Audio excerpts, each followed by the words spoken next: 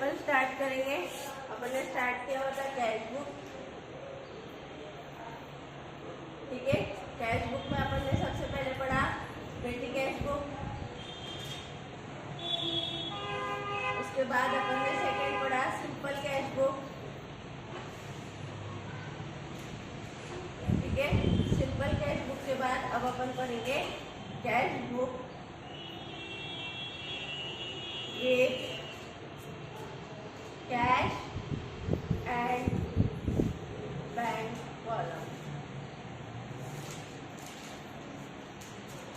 ठीक है। अब अपन क्या पढ़ेंगे cash book with cash and bank column. अब यहाँ पे क्या है, जैसे नाम में ही दिया है, क्या दिया है नाम में कि कैश और बैंक दोनों कॉलम रहेंगे। मतलब यहाँ पे जब अपन ने पढ़ा तो कौन सा एक कॉलम अपन ने ड्रॉ किया था, कैश कॉलम। अब यहाँ पे एक और एडिशनल बैलेंस आ जाएगा, जो आएगा कॉलम आ जाएगा वो होगा बैंक कॉलम, ठीक है।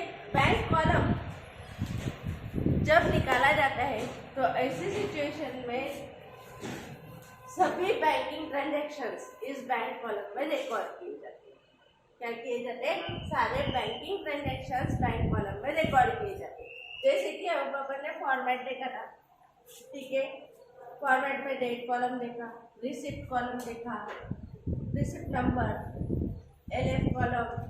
अब बनेंगे कैश कॉलम और बैंक। क्या क्या बनेगा, कैश का अलग कॉलम और बैंक का अलग कॉलम, ठीक है।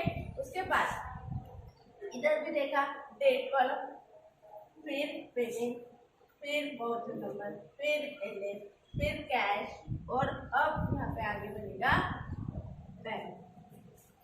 क्या होगा, कैश और ये होगा, ठीक है। तो ये होगा cash book with cash book with cash and bank column, ठीक है। तो सेम है, कोई बड़ी बात नहीं है। अब जो भी बैंकिंग ट्रांजैक्शंस होंगे वो सारे ट्रांजैक्शंस भी यहाँ पे रिकॉर्ड किए जाएंगे। बैंक में अगर पैसे मिले तो रिसिप्ट में, और बैंक से अगर पैसे गए तो पेमेंट। जैसे अपन ने कैश बुक में रिकॉर्ड किया ना कि कैश आई तो रिसिप्ट में, कैश गई तो पेमेंट में, आई तो रिसिप्ट में, गई तो पेमेंट में। तो उसी तरीके से यहाँ पे भी अपने को क्या करना पड़ेगा, पैसे बैंक में मिले, बैंक को मिले तो डेबिट में, रिसिप्ट में, और बैंक ने पे किए तो पेमेंट में। कल अपन ने बहुत सारे ट्रांजैक्शन देखे थे, जैसे कि कैश डिपॉजिटेड इनटू बैंक। तो ऐसे सिचुएशन में एंट्री क्या हुई थी, cash deposited into bank. Entry क्या हुई थी, bank account debit to cash account, bank account debit to cash account. तो अपन ने सिर्फ कौन सा इफेक्ट लिया था, कैश का, है ना। बैंक का इफेक्ट लिया था क्या, नहीं। लेकिन अब क्या हो जाएगा, cash book with cash and bank column. तो ऐसे सिचुएशन में कैश तो गई तो कैश के पेमेंट में लिखेगा, ठीक है। और बैंक को मिली तो बैंक के रिसिप्ट में रिकॉर्ड करना। यहाँ पे बच्चों को बहुत कंफ्यूजन होता है, होने का रीजन भी है। बच्चे क्या करते हैं, कैश आई तो भी यहाँ पे कॉलम में गलती कर देते, कैश आई होगी तो भी बैंक कॉलम में लिख देते, बैंक में पैसे आए होंगे तो कैश कॉलम में डाल देते, और उस वजह से फिर कैश कॉलम और बैंक कॉलम दोनों भी मैच नहीं होते। तो अब अपने को केयरफुली पढ़ना पड़ेगा कि अपने को पैसे बैंक में मिले हैं, पेमेंट बैंक से हुआ है, या कैश से हुई है, या कैश पेमेंट हुआ है, ठीक है। क्योंकि अगर कल अपन ने एक एग्जांपल में लिया था कमीशन रिसीव्ड बाय चेक, तो जब अपन सिंपल कैश बुक निकालते थे तो सिंपल कैश बुक में उसकी रिकॉर्डिंग नहीं आई थी, लेकिन अब cash received, commission received by cheque, उसकी एंट्री क्या आती थी, bank account debit to commission account. क्या आती थी, bank account debit to commission account, ठीक है।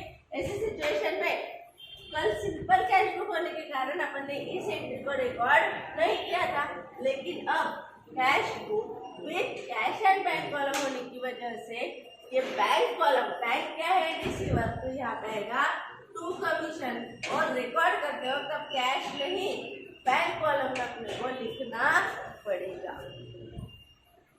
ठीक है, कहाँ लिखना पड़ेगा? बैंक कॉलम में लिखना पड़ेगा। तो ये है तुम्हारा format.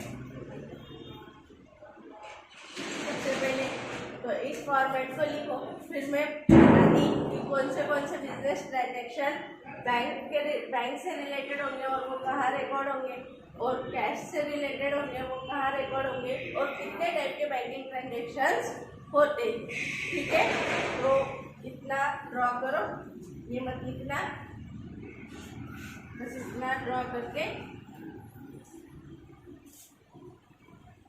Receipt number LF cash bank date, voucher number LF cash bank debit bank credit.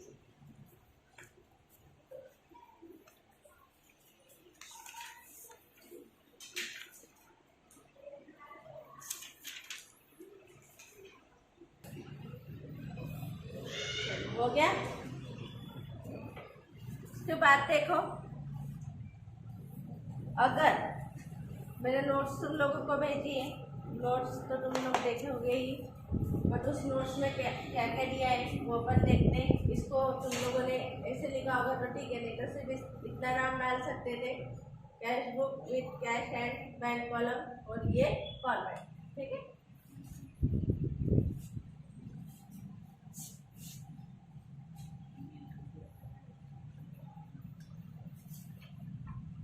अब अपने को यहाँ पे जैसे बैंक ट्रांजेक्शन थे, cash sales, cash purchases, commission paid, rent received, salary paid, cash deposited into bank, cash withdrawal from bank. तो ये सारे ट्रांजेक्शन्स के जो कैश के इफेक्ट थे वो सारे इफेक्ट्स तो अपन ने ले लिए जब अपन कैश बुक पढ़ रहे थे।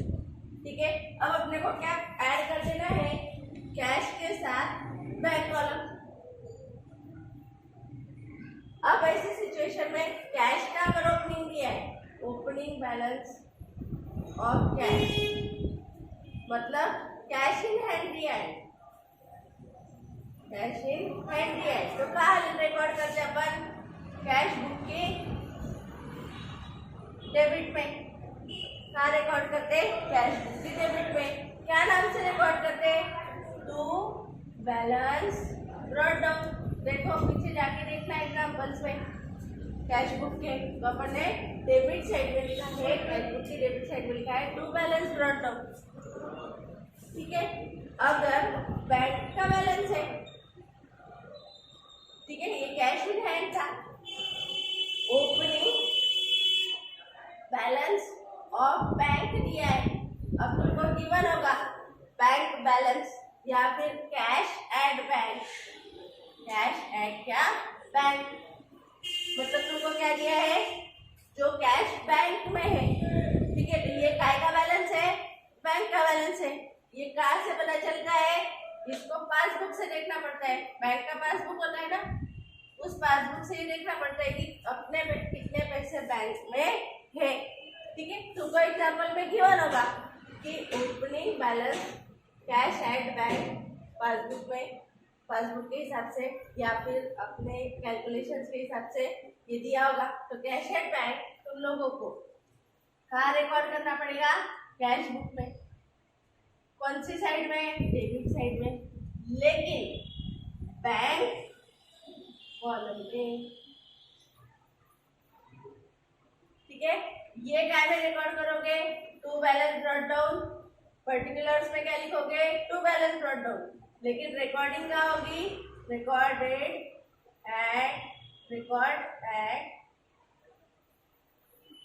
Cash column. ठीक है, मैडम आप क्या बोल रहे हैं? हमको तो कुछ पल्ले नहीं पड़े। देखो, ये अपन ने फॉर्मेट लिखा, date column, receipt column, receipt number LF cash और बैंक। ठीक है, यहाँ पे लिखा डेट 1 तारीख के लिए।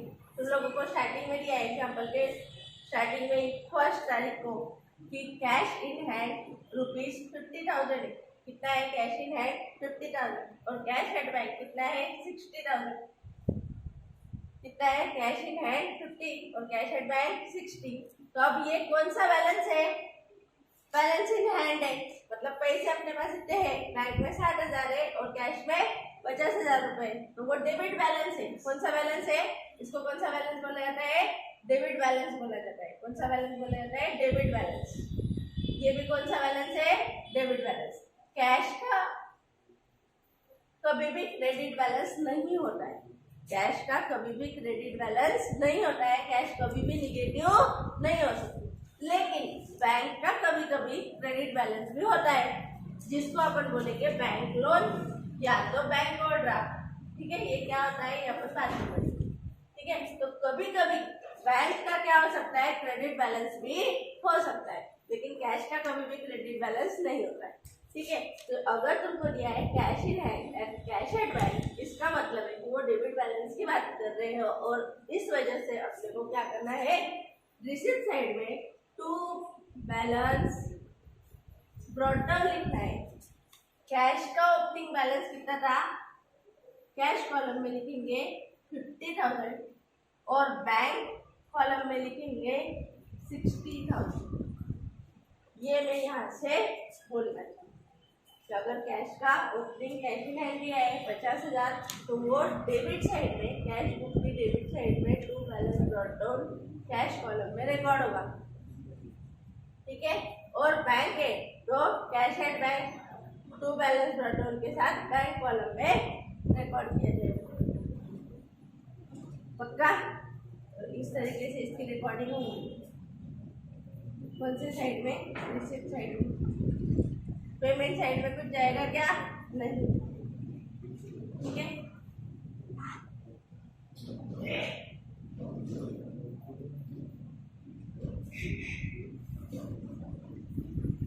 Order number LF cash. ठीक है,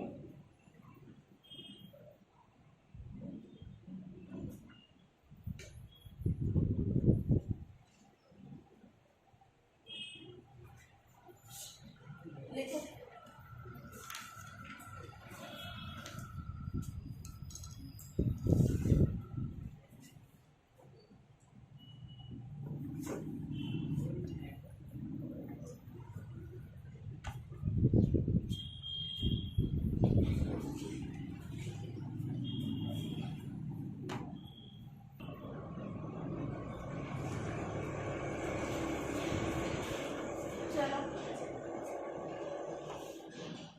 अब यह हो गया ओपनिंग बैलेंस डेबिट था, तो है ना। अब ओपनिंग बैलेंस ऑफ बैंक, उसको बोलेंगे ओपनिंग बैलेंस ऑफ बैंक। अगर क्रेडिट बैलेंस होगा तो वो लोन होता है, क्या होता है, लोन। देखो, ओपनिंग बैलेंस अगर बैंक का होगा और क्रेडिट बैलेंस होगा तो वो लोन होता है। ठीक है, लोन होता है मतलब कर्जा होता है, या फिर बैंक ओवरड्राफ्ट होता है। बैंक ओवरड्राफ्ट अपन बहुत बार डिस्कस कर भी चुके हैं। बैंक ओवरड्राफ्ट मतलब ऐसे अमाउंट जब अपने अकाउंट में पर्टिकुलर अमाउंट ना हो, फिर भी बैंक अपने भी हाथ में कुछ एक्स्ट्रा पैसे पेमेंट कर देती है। ऐसे सिचुएशन में शॉर्ट टर्म के लिए अपने को बैंक लोन प्रोवाइड करती है, और मोस्टली ये ट्रेडर्स को दी जाने वाली फैसिलिटी है। और ट्रेडर्स को जब ये फैसिलिटी दी जाती तो उनके अभी तक के ओवरऑल बिजनेस ट्रांजैक्शंस को देखते हुए ये फैसिलिटी दी जाती, या फिर उनसे एप्लीकेशन लिया जाता कि हमको बैंक ओवरड्राफ्ट होना है। कस्टमर बैंक को बोलता है कि हमको बैंक ओवरड्राफ्ट की फैसिलिटी होना है। अगर इन केस हमारे बैंक बैलेंस में कम बैलेंस है, ऐसे सिचुएशन में हमने अगर चेक ज़्यादा अमाउंट का दे दिया है, तो आप लोग वो एक्स्ट्रा अमाउंट भी बैंक ओवरड्राफ्ट से पेड कर देना, हमको शॉर्ट टर्म का लोन प्रोवाइड करना। बैंक ओवरड्राफ्ट मतलब अपने करंट अकाउंट में से कुछ पैसे एक्स्ट्रा निकाल लेना जबकि अपने अकाउंट में बैलेंस नहीं है। जैसे कि मेरे करंट अकाउंट में बैलेंस, करंट अकाउंट मतलब चालू खाते मतलब जब बैंक ट्रेडर्स को अकाउंट ओपन करने का बोलती है तो ऐसे सिचुएशन में ट्रेडर्स के लिए स्पेशल अकाउंट ओपन किया जाता है जिसको करंट अकाउंट ऐसा बोला जाता है। ठीक है, इसके लिए थोड़ा सा एक हिंट दे देती, types of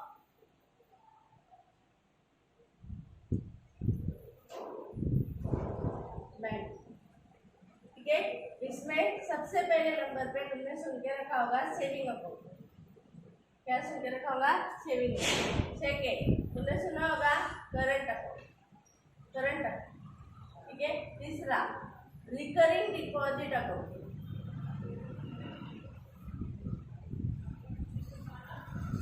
recurring deposit account. और चौथा फिक्स्ड डिपॉजिट अकाउंट।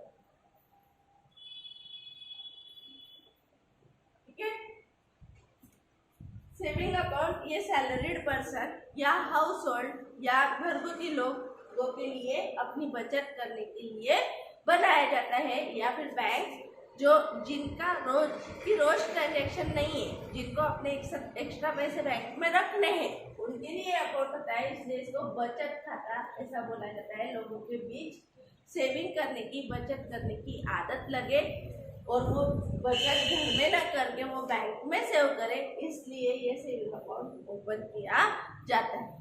ठीक है, इससे बचत करने वाले को या बैंक में पैसे रखने वाले को थोड़ा बहुत इंटरेस्ट बैंक देती है। 4% से लेके 6% तक का इंटरेस्ट इनको मिलता है।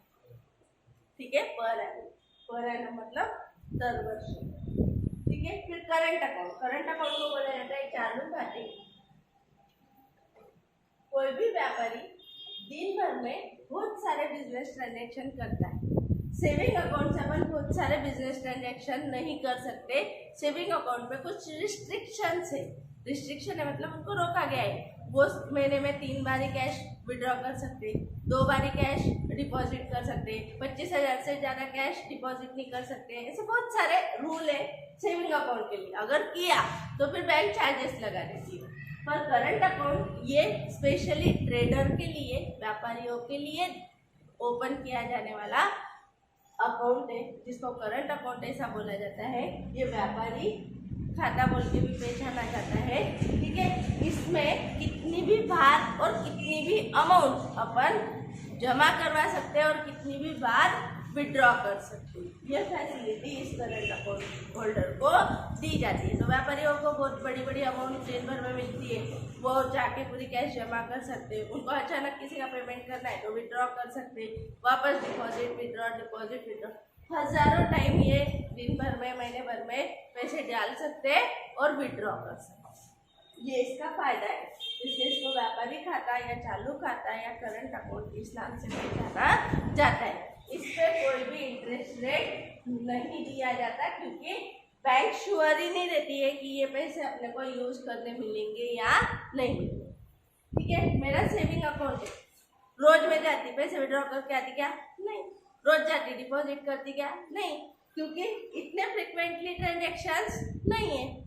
पैसे आए डिपॉजिट किए, कभी तो भी लगते तो विड्रॉ किए। ठीक है, तो उस वजह से बैंक को पता है कि इनके नॉर्मली ज़्यादा ट्रांजेक्शन्स नहीं होते, तो बैंक में तो जितना एवरेजली मेरा बैलेंस था उसको 4%, 6%, 4 से 6% के बीच इंटरेस्ट रेट दे देती है ना। हर 3 महीने बाद ब्याज सेविंग अकाउंट पे दिया जाता है। पर करंट अकाउंट पे ऐसा कुछ नहीं होता। व्यापारी एक दिन में बहुत बार पैसे निकाल सकता, डाल सकता, महीने भर में बहुत बार पैसे निकाल सकता, डाल सकता, इसलिए इस पे इंटरेस्ट दिया नहीं जाता। उसके बाद रिकरिंग डिपॉजिट। रिकरिंग डिपॉजिट मतलब ऐसी डिपॉजिट जो पिग्मी एजेंट जमा करते हैं। देखो तुम लोगों को पता होगा कि अपने घर पे अभी इससे पहले मतलब तुम बहुत छोटे होंगे या किसी के पेरेंट्स अभी भी करते होंगे, एक पिग्मी एजेंट आता है, वो रोज 100 रुपये लेके जाता है। क्या करता है? रोज 100 रुपये लेके जाता है। तो अपन बोलते पापा को ये क्या कर रहा है, तो अपन बोलते कि पापा बोलते अपने को कि ये रोज 100 रुपये अपन साइड में निकाल के रख रहे। ठीक है, उसका एक पासबुक भी दिया जाता है और उस पर लिखा होता है आवर्ती ठेव। क्या लिखा होता है? आवर्ती ठेव, जिसको क्या बोला जाता है? Recurring deposit. मतलब जब किसी छोटे टाइम पीरियड के लिए अपने को फिक्स्ड इन्वेस्टमेंट करनी होगी। रोज 100 रुपये 100 रुपये 100 रुपये 100 रुपये 100 रुपये, ऐसे 30 दिन के 100 100 रुपये, फिर अगले महीने और 100 100 रुपये, ऐसे साल भर 6 महीने ऐसे पीरियड के लिए बैंक का कोई भी एक कर्मचारी या पर्सन या एम्प्लॉय अपने यहाँ आता है, वो रोज अपने से कुछ अमाउंट लेके जाता है, उसको बोलते हैं रिकरिंग डिपॉजिट।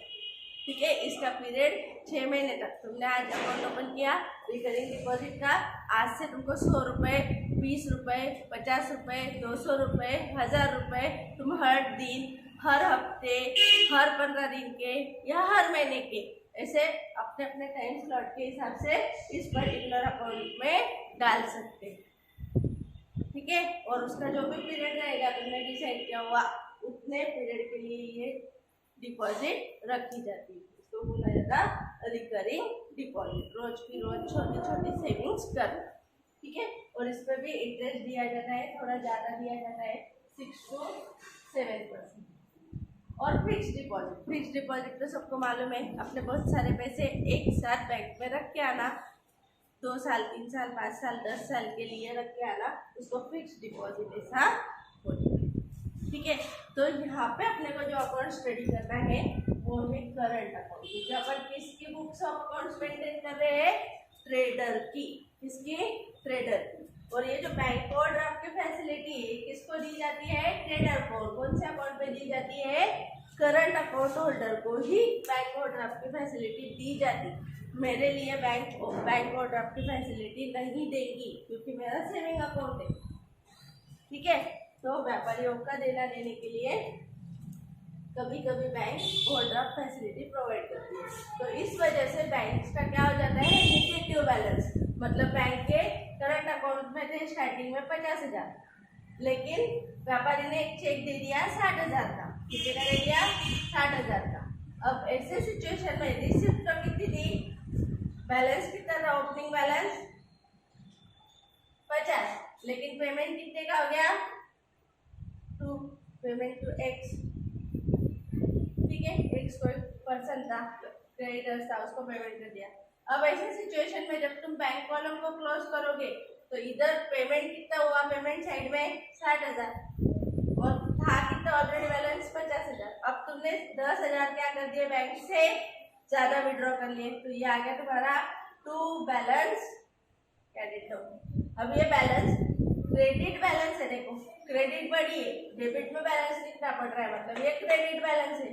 जब डेबिट बढ़ी होती है और बैलेंस इधर आता है तो उसको बोलते हैं डेबिट बैलेंस। ठीक है, ये तुमको पता है। और नहीं समझ में आ रहा कि इतना डिटेल नहीं भी समझा तो मेरे को इतना ही बताना है कि जब अपन ने डेबिट बैलेंस लिखा, डेबिट का ओपनिंग बैलेंस लिखा, तो कहाँ लिखा? डेबिट साइड में। तो क्रेडिट का ओपनिंग बैलेंस लिखा जाएगा क्रेडिट साइड में, और वो पेमेंट साइड में दिखेगा। क्रेडिट साइड मतलब ये payment side. Date, payment, receipt number, LF, cash, bank और बाय बैलेंस, ब्रॉट डाउन और बैंक कॉलम। कैश में क्यों नहीं लिखा? कैश में 99.99999% क्रेडिट बैलेंस नहीं होता। तो अगर यहाँ पे दिया है ओपनिंग क्रेडिट बैलेंस ₹40,000, तो अपन क्या करेंगे? इधर लिख देंगे 40,000 बाय बैलेंस ब्रॉट डाउन। कौन से साइड में? Payment side. Bye balance brought down कौन से साइड में लिख देंगे? पेमेंट। रिसिप्ट में लिखना नहीं, वो निगेटिव बैलेंस है। इतने पैसे अपने को बैंक को देना है, ये उसका मीनिंग होता है।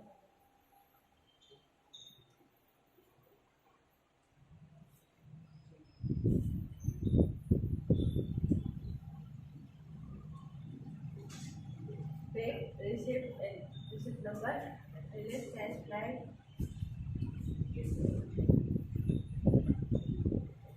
ठीक है, तो ओपनिंग बैलेंस अगर डेबिट बैलेंस है तो डेबिट में, क्रेडिट बैलेंस है तो क्रेडिट में। ठीक है, और क्रेडिट बैलेंस मोस्टली क्या रहेगा? बैंक का ही रहेगा। समझ में आया? इसको लिखो, इसके ऊपर लिख सकते हो।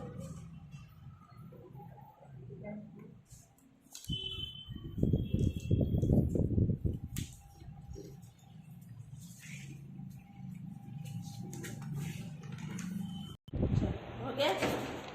फिर देखो ये तो हो गया ओपनिंग बैलेंस अगर अपने को दिया है अलग अलग, कैश बुक का अलग, पासबुक का अलग, यानी बैंक का अलग, कैश का अलग और बैंक का अलग। तो डेबिट बैलेंस होगा तो डेबिट साइड में, क्रेडिट बैलेंस होगा तो क्रेडिट साइड में। इस तरीके से अपने को रिकॉर्ड करना है। तुमको एग्जाम्पल में गिवन होगा, ठीक है, कि कौन सा बैलेंस है, क्रेडिट है या डेबिट है, ठीक है। फिर है आगे, अब अपन बैंक से रिलेटेड ट्रांजेक्शन देख लेते हैं। कैश से रिलेटेड ट्रांजेक्शन तो तुम लोगों को पता है, cash sales, cash purchase, salary paid, salary received, rent paid, rent received, insurance premium paid, postage charges paid, सब कैश ट्रांजेक्शन है जहाँ पे किसी भी पर्सन का नाम नहीं है या फिर जहाँ पे सिर्फ पेमेंट किया बदला है तो अपन उसको ले लेते कैश ट्रांजेक्शन। लेकिन बैंक में अपन वही ट्रांजेक्शन्स रिकॉर्ड करते हैं जो बैंक से रिलेटेड है। फिर बैंक से रिलेटेड ट्रांजेक्शन कौन से रहते हैं, तो सबसे पहले रहता है चेक रिसीव, है ना, चेक मिलता है अपने को, चेक रिसीव। अब चेक रिसीव्ड हुआ तो बैंक को डेबिट होगा कि क्रेडिट होगा, चेक मिला, ठीक है, मैंने लिखा cheque received from Madhu, cheque received from Madhu, इसलिए मेरे को ट्यूशन फी ₹6,500, ठीक है। बोलो एंट्री क्या करूंगी मैं, एंट्री क्या करूंगी, bank account debit to Madhur account, क्योंकि मधुर ने दिए और ये पैसे कहाँ डिपॉजिट होंगे, बैंक में। तो अपन चेक रिसीव्ड की एंट्री करते हैं, चेक रिसीव्ड फ्रॉम मधुर से चेक मिला, bank account debit to Madhur account. अगर यहाँ पे लिखा रहता है cheque received from Madhur for tuition फी,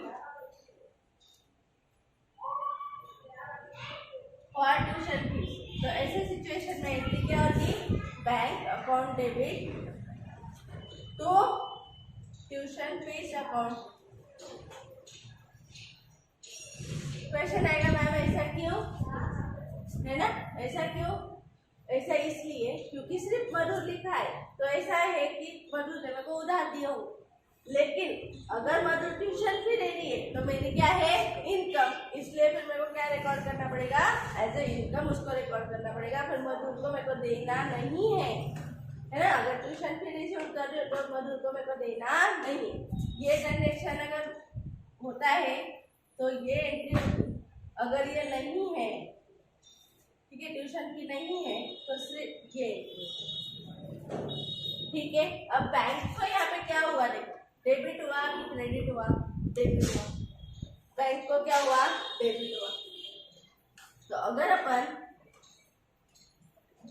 वापस कैश बुक निकाले, उसमें वापस बैंक कॉलम निकाले, ये देखो वापस ये याद हो जाएगा तुम लोगों को, date column, receipt column, receipt number column, agent column, cash column और बैंक। तो अब यहाँ पे बैंक को डेबिट हुआ है तो मैं लिखूंगी टू मधुर, सिर्फ मधुर से लिए तो, ठीक है, रुपीज सपोज 6,500। अगर ट्यूशन फी मिली तो मैं क्या करूँ, देखो यहाँ पे कैश में नहीं आना है, बैंक में, क्योंकि चेक मिला है मधुर से, ठीक है। यहाँ पे टू ट्यूशन फी, अगर ट्यूशन फीस दी होगी तो ट्यूशन फीस कितना, 6,500, कोई भी एक ही आएगा, ये आएगा नहीं तो ये आएगा।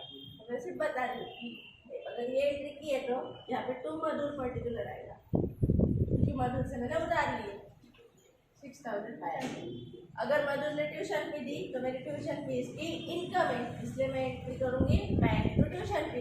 अपन ने रूल पढ़ा था कि अगर कोई खर्चा पेड कर रहे हैं या कोई इनकम मिल रही है, ऐसे सिचुएशन में अगर पर्सन का नाम दिया है तो उस पर्सन का नाम देना नहीं। जैसे सैलरी पेड टू राम, ठीक है, सैलरी पेड टू राम, तो अपन क्या करते हैं, सैलरी टू कैश, राम का नाम लेते क्या नहीं। वैसे यहाँ पे check received from Madhur for tuition fee, तो फिर मेरी इनकम क्या है, ट्यूशन फी, इसलिए मैं क्या एंट्री कर रही हूँ, बैंक टू ट्यूशन फी, क्योंकि मधुर का नाम जैसे लिख दिया मैंने उसको यहाँ पे क्रेडिटर्स बना दिया। क्या बना दिया, क्रेडिटर्स, और क्रेडिटर्स को अपने को पैसे देना रहते हैं फ्यूचर में जाके, ठीक है। या फिर ऐसा हो सकता है कि पहले मैंने मधुर को कोई गुड्स बेचा होगा, उसके पैसे उसने अभी दिए होंगे, तो कोई भी सिचुएशन हो सकती है, इसलिए देख के करना कि क्या एंट्री होने वाली है। अब तुम लोगों को जर्नल एंट्रीज वाला बहुत सारी चीजें पता है, ठीक है। फिर ये पेमेंट साइड में तो कुछ नहीं आएगा, date, payment, receipt number, payment, cash और बैंक, इस तरीके से ही होगा।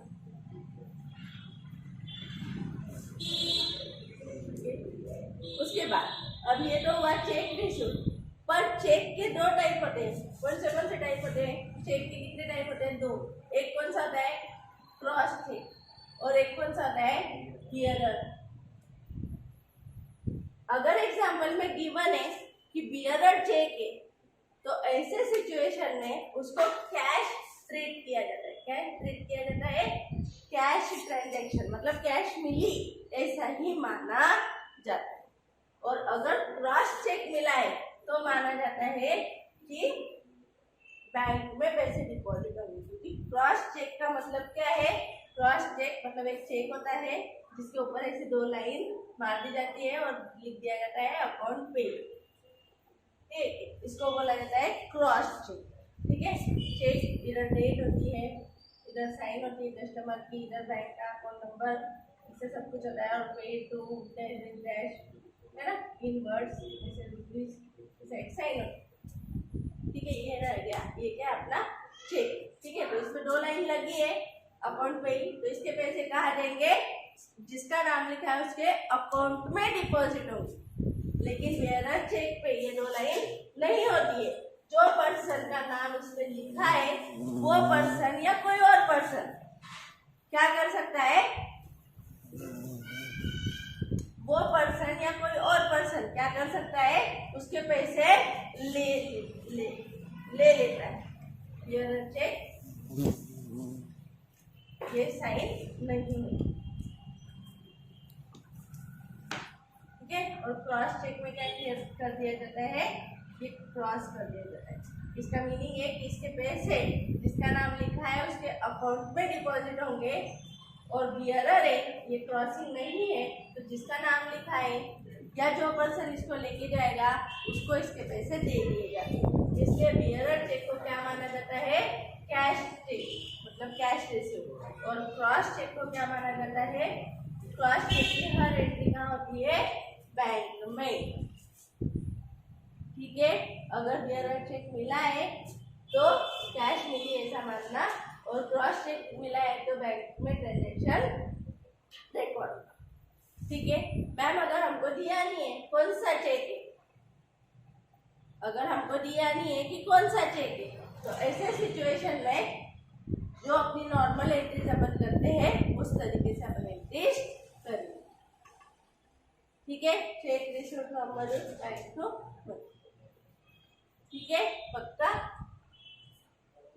तो इस तरीके से था चेक रिसीव्ड। अगर क्रॉस चेक रिसीव्ड है तो एंट्री होगी बैंक टू देने वाला पर्सन, है ना। अगर पर्सन ने दिया है तो bank account debit to debtors या creditors, bank account debit to debtors या क्रेडिटर्स या इनकम, क्योंकि मेरे को कोई इनकम मिल, अगर मेरे को कोई इनकम मिल रही है चेक से तो भी मैं एंट्री क्या करूँगी? Bank account debit to income, income मतलब सपोज रेंट मिला तो बैंक टू रेंट, ठीक है। अगर मधुर यहाँ पे मेरे को कस्टमर है तो मैं एंट्री करूँगी बैंक टू मधुर, ठीक है। और अगर वो मेरा क्रेडिटर है मतलब मेरे को उधार दे रही है तो फिर एंट्री करूँगी बैंक टू मधुर, ठीक है। तो इस तरीके से उसकी एंट्रीज होती है। अपने नोट्स में ये सारी चीज़ें दी हुई है। समझ में आया क्या बोला मैंने? चेक रिसीव में चेक मिलना, ठीक है। चेक मिलने के दो टाइप, क्रॉस चेक और बियरर चेक। क्रॉस चेक की एंट्री बैंक में होती है तो बियरर चेक ये कैश मान लिया जाता है। क्रॉस चेक की एंट्री बैंक में होती है तो बियरर चेक मिलता है तो उसको कैश ट्रीट करते। पक्का समझ में आया? तो फिर जर्नल एंट्री क्या होगी, bank account debit to debtors to creditors to income, या फिर गुड्स सोल्ड बाय चेक, तो फिर bank account debit to sales account. ठीक है, तो ये एंट्री क्रॉस चेक केस में की जाएगी। बियरर चेक अगर मिला है तो एंट्री की जाती cash account debit to debtors to creditors to income to sales. ठीक है, फिर इसकी रिकॉर्डिंग कहाँ होगी, कैश में ही होगी, कैश बुक में होगी, कैश कॉलम में होगी, और इसकी रिकॉर्डिंग कहाँ होगी, बैंक कॉलम में।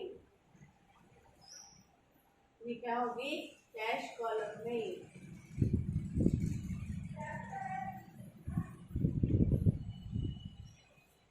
ठीक है, तो अपनी जो नोट्स है इसमें तुमको ये देखने मिलेगा, क्रॉस चेक अगर रिसीव हुआ है तो बैंक टू सेल और एसेट और इनकम और डेटर्स। ठीक है, बियरर चेक अगर मिला है तो कैश टू सेल्स या asset to income to debtors. ठीक है, एसेट परचेस किए इसलिए एसेट है ना, अगर कंप्यूटर परचेस किए cash account debit to computer, इसलिए उन्होंने एसेट्स भी लिखा। ठीक है, उसके बाद अगर चेक मिला और वो सेम डे अपन ने बैंक में डिपॉजिट किया, चेक मिला, कौन सा चेक मिला, बियरर चेक मिला और वो सेम डे अपन ने बैंक में डिपॉजिट किया, तो ऐसे सिचुएशन में क्या एंट्री होगी। ठीक है, वो अपन देखेंगे। अभी अपने को क्या करना है, अभी लोग एक काम करो,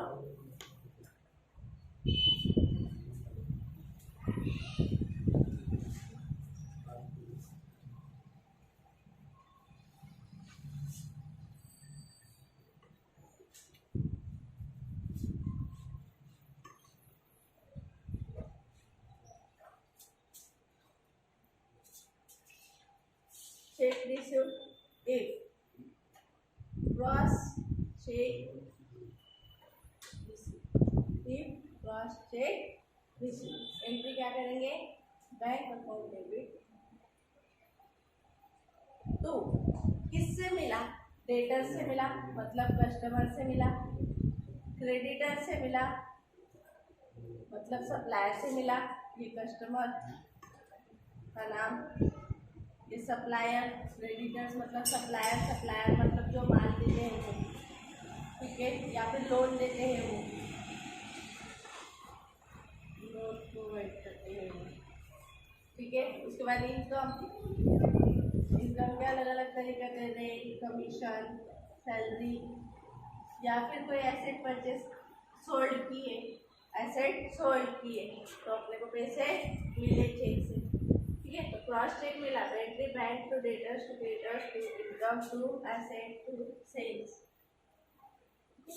अगर बियरर चेक मिला, बियरर चेक तो इसको कैश मान लिया जाता है, बियरर चेक रिसीव तो इसको कैश मान लिया जाता है। एंट्री होगी cash account debit to debtors to creditors to income to asset to sales. ठीक है, अब अगर क्रॉस चेक मैं बैंक में डिपॉजिट करूँ same day, cross cheque deposited into bank,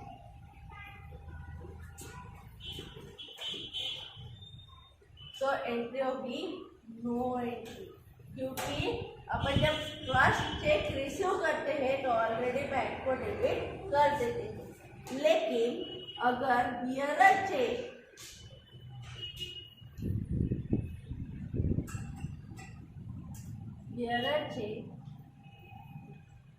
deposited किया जाएगा तो ऐसे सिचुएशन में bearer cheque deposited into bank,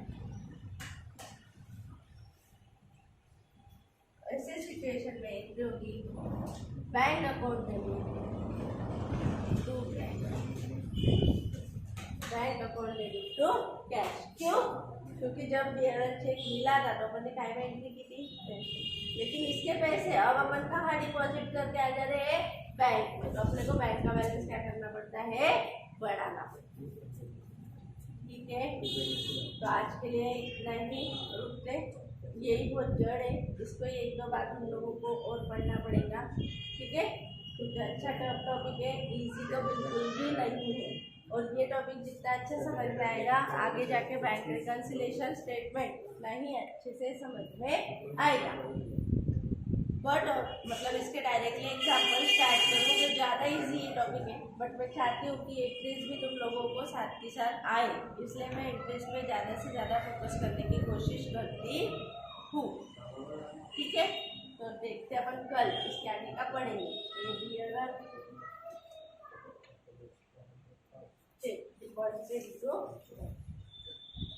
ये जब रिसीव आते ये बैंक में डिपॉजिट किया तो ठीक है, मिलते बाद में।